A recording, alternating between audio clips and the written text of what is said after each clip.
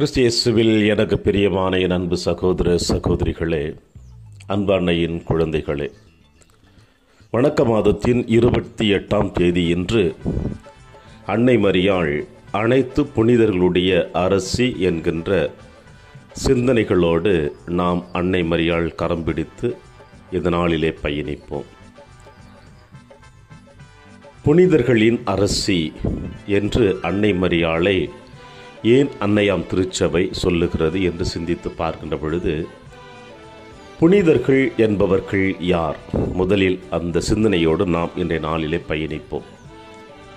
இந்த புனிதர்கள் இறைவனுக்காக தங்கள் வாழ்வையே அர்ப்பணித்தவர்கள். எவ்வாறெனில், இறைவனை தங்களுடைய சொல்லாலும் தங்களுடைய செயல்களினாலும் மக்களுக்கு வெளிப்படுத்த விரும்பியவர்கள், வெளிப்படுத்தியவர்கள்.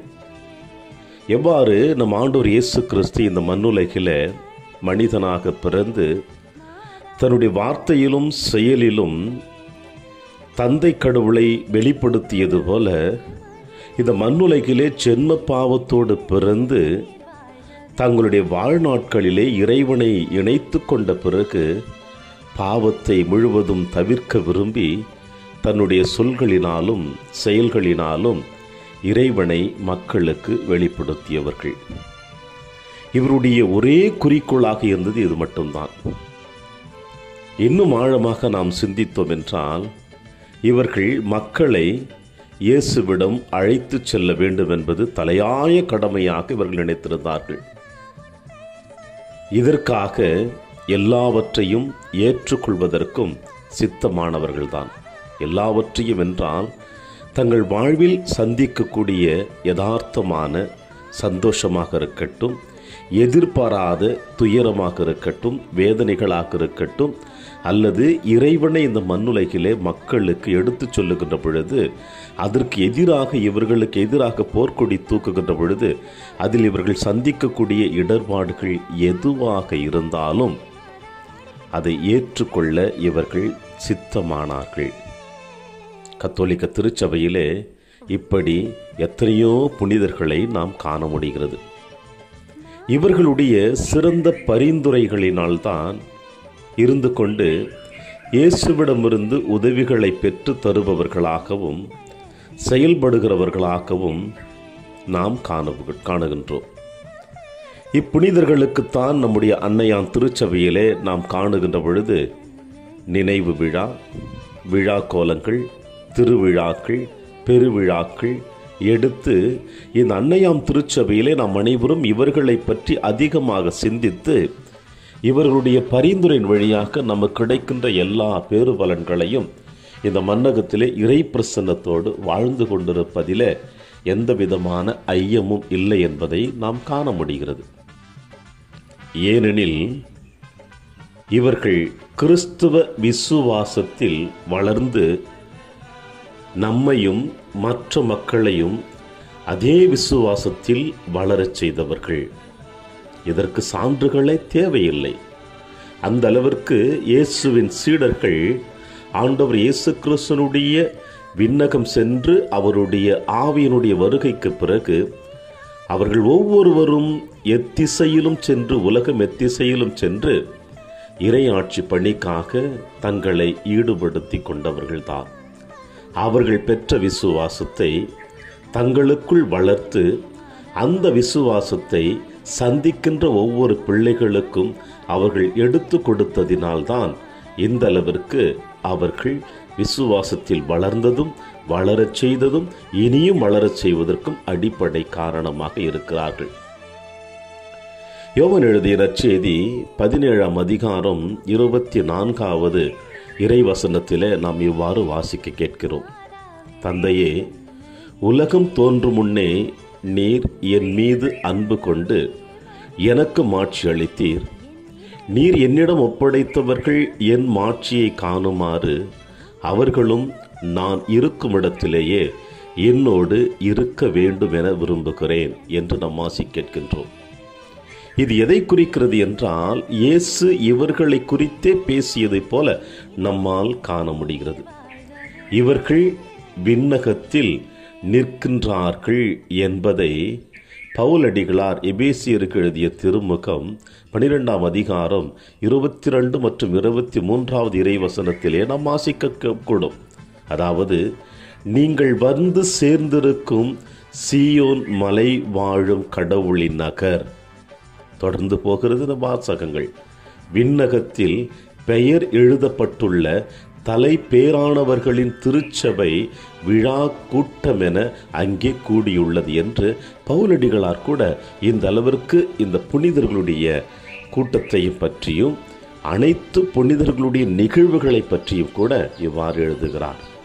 ஆக அன்னையாம் திருச்சபை இறைவன் மீது நம்பிக்கை கொண்டவர்கள், விசுவாசம் கொண்டவர்கள், ஆழமான நம்பிக்கை கொண்டு இயேசுவின் மீது தங்களுடைய வாழ்வையே அர்ப்பணித்தவர்கள் இந்த மன்னகத்தில் உங்களுக்காக எனக்காக பரிந்து பேசக்கூடியவர்களாக இருக்கிறார் என்பதற்கு இது ஒரு சிறந்த சான்றாக காணப்படுகிறது. ஆக இந்த புனிதர்கள் இப்படி இருக்கிறார்கள் என்று சொல்லி இவர்களின் அனைத்து புனிதர்களுடைய அரசி அன்னை மரியாள் என்று நாம் எவ்வாறு சாத்தியக்கூறுகளாக சொல்ல முடியும் என்று பார்த்தோம் என்றால், அன்னை மரியா இவர்களை விட மேலானவர்களாக இருக்கிறார்கள். இந்த எல்லா புனிதர்களையும் விட அன்னை மரியாள் உயர்ந்து மேலானவளாக காணப்படுகிறாள். இதனால்தான் திருச்சபையானது அன்னை மரியாளை அனைத்து புனிதர்களுடைய அரசி என்று முடிசூட்டி மகிழ்ச்சி அடைகிறது. அனைத்து புனிதர்களைப் போல மரியாவும் தன்னிடம் வரும் மக்களை இயேசுவிடம் அழைத்து செல்கிறார் என்பதை கானாவூர் திருமண வீட்டு நிகழ்ச்சியிலிருந்து நம்மால் அறிந்து கொள்ள முடியும். அதாவது, புனிதர்களிடம் எவ்வாறு இந்த அன்னையாம் திருச்சபையில் இருக்கிற நீங்களும் நானும் பரிந்து பேசி அவர்களுடைய பரிந்துரையின் வழியாக நமக்கு பேறுபலன் கிடைக்கிறதோ, அதைவிட மேலாக அன்னை மரியாள் அவளிடம் வருகின்ற எல்லா பிள்ளைகளையும் தன் மகனிடம் அழைத்து சென்று அனைத்து பிரச்சனைகளுக்கும் தீர்வு காணப்படுகிறதை நாம் காண முடியும் இந்த கானாவூர் திருமணத்தின் நிகழ்ச்சி வழியாக. இறைவனின் வார்த்தைகளுக்கு செவி சாய்த்து கீழ்ப்படிந்ததால் இயேசுவின் முதல் சீடராகவும் அன்னை மரியாள் மாற்றப்படுகிறாள். இதில் கீழ்ப்படிதலும் சிறப்பு மேன்மையை கொடுக்கிறது. புனிதர்கள் எந்த அளவிற்கு கீழ்ப்படிந்தார்கள் என்பது நமக்கு நன்றாக தெரியும். ஆனால் அதையும் தாண்டி மேலான கீழ்ப்படிதலை அன்னை மரியாள் ஆண்டவருக்கு தன்னை அர்ப்பணித்தாள். இதோ உமது அடிமை, உமது வார்த்தையின்படியே எனக்கு ஆகட்டும் என்று தன்னுடைய கீழ்ப்படிதல் வழியாக அன்னை மரியாள் முதல் சீடராக மாற்றுகின்ற பொழுது புனிதர்களுடைய அரசியாகவும் அன்னை மரியாள் காணப்படுகிறாள். மற்றும் இன்னும் அதிகமாக சிந்தித்தோம் என்றால், பாவத்திலிருந்து விடுதலை பெற்றவராகவும் எல்லா மக்களும் என்னை பேறு பெற்றவர் என்று அழைப்பார்கள் என இறைவாக்கு உரைத்தார்.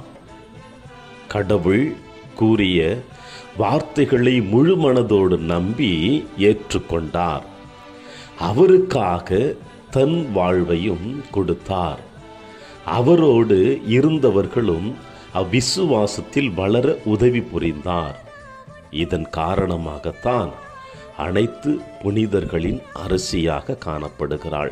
பிரியமான சகோதர சகோதரிகளே, தன்னை கீழ்ப்படிதல் ஒப்பு கொடுத்துதல், இந்த உலகத்தில் இருக்கிற எல்லா மக்களும் என்னை பேருடையாள் என்று சொல்லுமே என்று அன்னை மரியாள் பெருமையாக சொன்னது. அடுத்தது அந்த இறை வார்த்தை ஏற்றுக்கொண்டு அதை பிறருக்கு எடுத்து சொன்னது.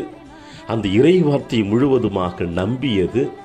அந்த அளவுக்கு தன்னை அதிலே ஈடுபடுத்தி கொண்டது. அந்த விசுவாசத்தில் அனைவரையும், குறிப்பாக சீடர்களையும் அந்த விசுவாசத்தில் அழைத்து வந்தது. அனைத்தையும் ஒட்டுமொத்தமாக பார்க்கின்ற பொழுது அன்னை மரியாள் அனைத்து புனிதர்களுடைய அரசியாக காணப்படுகிறாள் என்பதில் எந்த விதமான ஐயமும் இல்லை. எனவே நமது வாழ்விலும் அன்னை சிறந்த பரிந்துரையாளராக இருக்கிறார் என்பதை நாம் காணுகின்றோம்.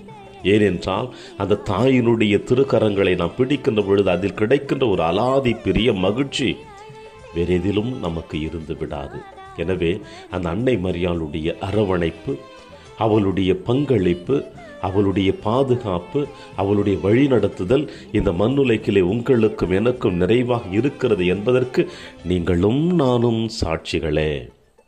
இப்படிப்பட்ட இந்த தாயினுடைய பராமரிப்பிலே வாழ்ந்து கொண்டிருக்கின்ற நாம் அனைத்து புனிதர்களுடைய அரசியாக அன்னை மரியாள் காணப்படுகிறாள். எனவே புனிதர்களுக்கெல்லாம் அரசியாக காணப்படுகின்ற இந்த தாயைத்தான் நாம் தாயாக பெற்றிருக்கின்றோம். எனவே இந்த தாயினுடைய பிள்ளைகளாகிய நாம் இந்த வணக்க மாதத்தினுடைய ஒவ்வொரு நாளும் அவளை பற்றி ஒரு சில சிந்தனைகளோடு நாம் பயணித்து வருகின்ற பொழுது ஏறக்குறைய 28வது நாளிலே நாம் பயணித்து வந்து விட்டோம். இன்னும் சொல்ல வேண்டுமென்றால் 29, 30, 31 இன்னும் 3 நாட்கள் மட்டும்தான் இருக்கிறது இந்த வணக்க மாதத்தினுடைய பயணம். இந்த வணக்க மாதத்தின் பயணத்திலே நான் என் தாயினுடைய கரத்தை பிடித்து நடந்து வந்ததில் எனக்கு கிடைத்த பலன்கள் என்ன என்பதை சிந்தித்து நாம் இந்த அன்னையினுடைய பிள்ளைகளாக வாழ முயற்சி செய்வோம். இந்த நாட்களிலே இறை ஆசீர் என்றும் உங்களோடு.